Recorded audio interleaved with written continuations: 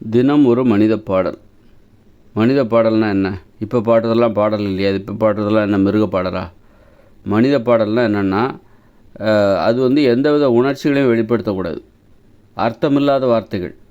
அர்த்தமுள்ள வார்த்தைகள் ஒரு உணர்ச்சியை வெளிப்படுத்த தான் செய்யும். ஒரு வார்த்தைக்கு அர்த்தம் இருக்கிறதுனாலே, இப்போ வாங்கன்னா அதில் ஒரு அர்த்தம் இருக்குது, போங்க அப்படின்னா அதில் ஒரு அர்த்தம் இருக்குது. வாங்கன்னா ஒருத்தர் வருவார், போங்கன்னா ஒருத்தர் போவார். எப்படி இருக்கீங்க கேட்டால் அவங்க பதில் சொல்லுவார். இந்த வார்த்தைகளுக்கெல்லாம் அர்த்தம் இருக்குது. அப்போ இது ஒரு உணர்ச்சியை கிளப்பிடும், ஒரு உணர்ச்சியை உருவாக்கும்.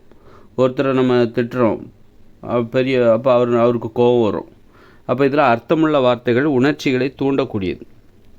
அப்போ உணர்ச்சிகளை தூண்டாத ஒரு பாடலை பாட வேண்டும், அதுதான் மனித பாடல். உணர்ச்சிகளை தூண்டாத ஒரு ஓவியத்தை வர வேண்டும், அதுதான் மனித ஓவியம். உணர்ச்சிகளை தூண்டாத ஒரு கவிதை எழுத வேண்டும், அதுதான் மனித கவிதை. இப்போ பாரதியார்லாம் ஒரு கவிதை எழுதுகிறாரு கோபமாக, பாரதியார்லாம் அதெல்லாம் உணர்ச்சிகளை தூண்டக்கூடியது. அப்போ திருவள்ளுவர் ஒரு குறள் அந்த குறள்லாம் உணர்ச்சிகளை தூண்டக்கூடியது. வைரமுத்து, கண்ணதாசன், இப்படி வாலி, நிறைய பேர் கவிஞர்கள் எல்லாருமே கவிதை எழுதுகிறாங்கன்னா இதெல்லாம் உணர்ச்சிகளை தூண்டக்கூடியது, உணர்ச்சிகளை பேசக்கூடியது. ஆனால் உண்மையிலே மனித கவிதை என்பது அது அல்ல. மனித கவிதை என்பது உணர்ச்சிகள் இல்லாமல் உணர்ச்சிகளை ஏற்படுத்தவே கூடாது. உணர்ச்சிகளை தூண்டணும்னா அதுக்கு தான் நம்ம பேசுகிறோம்ல, இதுதான் உணர்ச்சிகளை தூண்டணும். இதுக்கு தான் கலை என்பது உணர்ச்சிகளை தூண்டக்கூடாது, அமைதியாக இருக்க வேண்டும். அதில் ஆபாசம் இருக்கக்கூடாது, வன்முறை இருக்கக்கூடாது, கோபம் இருக்கக்கூடாது, பகை இருக்கக்கூடாது, அன்பு, பாசம், காதல், காமம் எதையுமே நீ கலைகள் மூலமாக வெளிப்படுத்தக்கூடாது. அந்த அளவுக்கு அது அமைதியை ஏற்படுத்தும் விதமாக இருக்க வேண்டும். நீ அன்பு, பாசம், காதல், காமம் இதெல்லாம் அப்போ இதெல்லாம் நம்ம எப்படி வெளிப்படுத்தணும் அப்படின்னா பேசுகிறது மூலமாக வெளிப்படுத்தணும். இப்போ நான் பேசுகிறேன்ல ஒரு விஷயத்த, இதில் உனக்கு ஒரு விஷயத்தை புரிய வைக்கிறேன், இப்படித்தான் நீ வெளிப்படுத்தணும். நீ கோபத்தை வெளிப்படுத்தணுன்னாலும் சரி, நீ என்ன பண்ணுறேன் பாரு, இப்போ இதில் ஒரு கோபம் இருக்குது, அப்போ இப்படி பேசுவது எதுக்கு நீ கவிதையை பயன்படுத்துகிற, எதுக்கு பாடலை பயன்படுத்துகிற? நீ கவிதை ஏதாவது சொல்லணும்னு நினைக்கிறியா, கருத்து சொல்லணும்னு நினைக்கிறியா, அதை வாயால் சொல்லிவிடு, இந்த மாதிரி சொல்லிவிடு, பேசிடு. கருத்து சொல்லணுன்னா அதுக்கு எதுக்கு கவிதையை பயன்படுத்துகிற, எதுக்கு பாடலை பயன்படுத்துகிற, எதுக்கு ஓவியத்தை பயன்படுத்துகிற, எதுக்கு ஓவியம் மூலமாக கருத்து சொல்கிற? ஏன்னா நீ ஓவியம் மூலமாக கருத்து சொன்னால் அதுக்கு போய் சேர போகிறது இல்லை, கரெக்டாக போய் சேர போகிறது இல்லை. கவிதை மூலமாக கருத்து சொன்னால் அது மக்களுக்கு போய் சேர போகிறது இல்லை. உன்னுடைய நோக்கம் என்ன? உன்னுடைய கருத்து மற்றவங்களுக்கு போய் சேரணும் அப்படின்னா அதுக்கு தெளிவான வழியை தானே நீ தேர்ந்தெடுக்கணும்.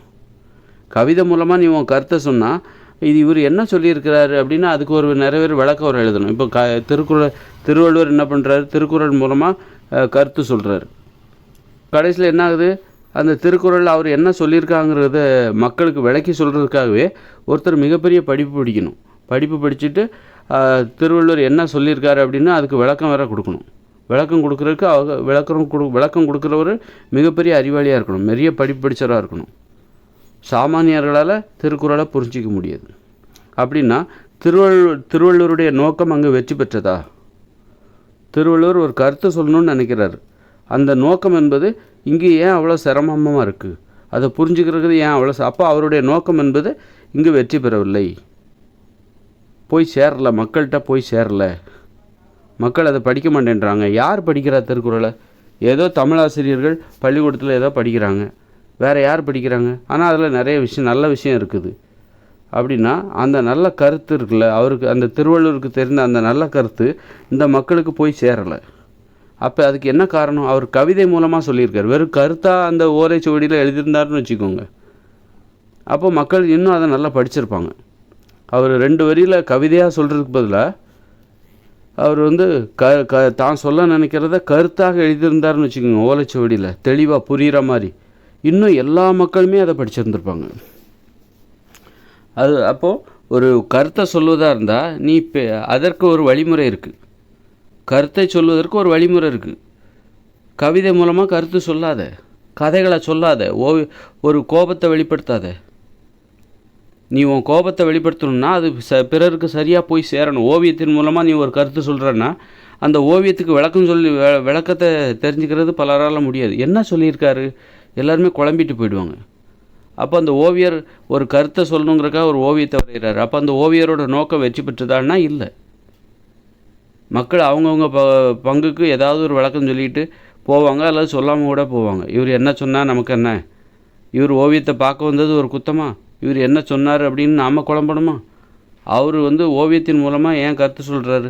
ஏதாவது கருத்து சொல்கிறதா இருந்தால் தெளிவாக சொல்லிட்டு போகலாமே, புத்தகம் போடலாமே, அல்லது பேசுவதன் மூலமாக ஒரு கருத்தை சொல்லிட்டு போகலாமே. எதுக்கு ஓவியத்தின் மூலமாக கருத்து சொல்கிறாரு? நாமெல்லாம் இப்படி குழம்பிக்கிட்டு விளையிறதுக்கா? அப்போது உன்னுடைய நோக்கம் சரியாக இருக்கணும், எளிதாக இருக்கணும், மக்களுக்கு போய் சேரணும், எளிதாக போய் சேரணும், ரொம்ப குழம்பிகிட்டு இருக்கக்கூடாது. அப்போது ஓவியத்தின் மூலமாக கருத்து சொல்லாத. கருத்து சொல்வதாக இருந்தால் அதற்கான வழிமுறை தான் இந்த மாதிரி பேசுகிறது. அப்போ ஏன் அவங்க ஓவியத்தின் மூலமாக ஏன் கருத்து சொன்னாங்க, ஏன் கவிதை மூலமாக கருத்து சொன்னாங்க அப்படின்னா, இதெல்லாம் ஆராய்ச்சி. எப்படி ஓவியம் வரைய வேண்டும், எப்படி கவிதை எழுத வேண்டும் என்கிற பரிசோதனை. ஒரு பரிசோதனை தான் இந்த திருக்குறள்லாம். அவருக்கு தெரியாது, அவர்களுடைய காலகட்டத்தில் தெரியாது. இன்னை வரைக்கும் நான் தான் அந்த விஷயத்த முதல்ல கண்டுபிடிக்கிறேன். ஓவியத்தின் மூலமாக நீ கருத்து சொல்லாத, கவிதை மூலமாக ஒரு கருத்தை சொல்லாத. அப்போது உண்மையான ஓவியம் எப்படி இருக்கும், உண்மையான கவிதை எப்படி இருக்கும், மனிதர்களின் கவிதை எப்படி இருக்கும், அதை நான் தான் கண்டுபிடிக்கிறேன். அதனால் இதுக்கு முன்னாடி அப்படி சொன்னாங்க, அது தப்பாக இருந்தாலும் அது அன்னைய காலகட்டத்துக்கு சரி. ஏன்னா உண்மையான ஒரு சரியான ஒரு விஷயத்தை இப்போ தான் நம்ம கண்டுபிடிக்கிறோம், நான் தான் கண்டுபிடிக்கிறேன். அதனால் அவங்கள நம்ம அவங்க பண்ணது அவங்களுக்கு அந்த காலகட்டத்துக்கு அது சரியாக இருக்கலாமே தவிர, அது ஒரு பரிசோதனையோட ஒரு முன்னேற்றம் தான். மற்றபடி அதுவே தீர்வு கிடையாது. கடைசியில் பல பரிசோதனைகளை கடந்து மனிதர்களின் சார்பாக நான் எது ஓவியம், எது கவிதை, எது பாடல் என்பதை நான் கண்டுபிடிக்கிறேன். இதுதான் மனித பாடல், இதுதான் மனிதர்கள் இப்படித்தான் பாட வேண்டும், இப்படித்தான் கவிதை எழுத வேண்டும், இப்படித்தான் ஓவியம் வரைய வேண்டும் என நான் கண்டுபிடித்து உங்கள் முன்னாடி நான் கொடுக்குறேன்.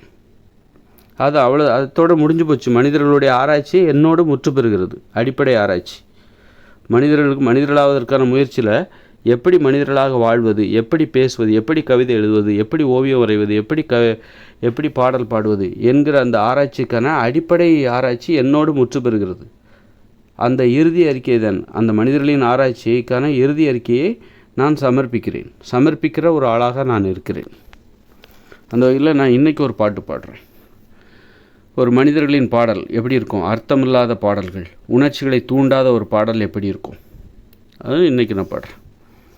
दिगो मिदिले तिकिदा दिलो दिकिदी मादा पिलो तिमीदला तनात लतनितो लता मिलाते माते लता मिलाता माते लतनितो ततादिता तनाद ततनितो तती कला कनाके तती कला कनाक ततनिको मिता पले पिल्ला पलक पिका मिका दली तनादरितनता लितो तिमा तला तलतनता कतनिता. பார்த்தீங்களா, இந்த பாட்டை ரசிக்க முடியும், ஆனால் இதில் ஒரு அர்த்தமும் கிடையாது. இது உங்களுக்கு எந்த உணர்ச்சியும் தூண்டலை. இதில் காமம் இல்லை, ஆபாசம் இல்லை, கோபம் இல்லை, ஒரு அம்மா சென்டிமெண்ட் எதுவுமே கிடையாது, காதல் கிடையாது, அன்பு கிடையாது, ஒன்றுமே கிடையாது. இதில் அன்பு இருக்கா? எதுவுமே இல்லை. ஆனால் ரசிக்க முடியுது. இதான் உணர்ச்சிகளை தூண்டாத பாடல், இதுதான் மனித பாடல். அப்போது இது எவ்வளோ பெரிய கண்டுபிடிப்புன்னு நினச்சி பாருங்கள். இனிமேல் இப்படி தான் பாட போகிறாங்க. இப்போ தான் மனிதர்கள் முழுமையடைகிறார்கள். இப்போ தான் எப்படி பாடுவது என்பதே இப்போ தான் கண்டுபிடிக்கிறாங்க. இவ்வளோ காலம் அதற்கான ஆராய்ச்சியில் தான் ஈடுபடுறாங்க. எப்படி மனிதர்கள் வாழ வேண்டும் என்பதற்கான ஆராய்ச்சியில் தான் இவ்வளோ தூரம் ஈடுபட்டாங்க. இனிமேல் வாழ போகிறாங்க, மனிதர்களாக வாழப்போகிறார்கள். மனிதர்களாக எப்படி வாழ வேண்டும் என்பது இப்போ தான் என்னோட முடிவடைகிறது அந்த ஆராய்ச்சி. இது வரைக்கும் அந்த ஆராய்ச்சி தான் பண்ணிகிட்ருக்காங்க. ஏன்னா மனிதர்களாக வாழ்வதுங்கிறது ஒரு குரங்கு மனிதராக மாறுது, விலங்காக இருந்த ஒரு குரங்கு மனிதராக மாறுதுன்னா அது வெறும் உடல் அளவில் நடந்த மாற்றம் கிடையாது. உடல் அளவில் நடந்த மாற்றம், அப்புறம் எப்படி வாழணும், என்ன பேசணும், எதை பேசக்கூடாது, எப்படி பாடணும், எப்படி பாடக்கூடாது, எப்படி கதை சொல்லணும், எப்படி சொல்லக்கூடாது, எப்படி டான்ஸ் ஆடணும், எப்படி வாழணும், இப்படி எவ்வளோ விஷயங்கள் எல்லாத்தையும் கண்டுபிடிச்சி அடிப்படை ஒரு முழுமை, அதுதான் மனிதர்கள்.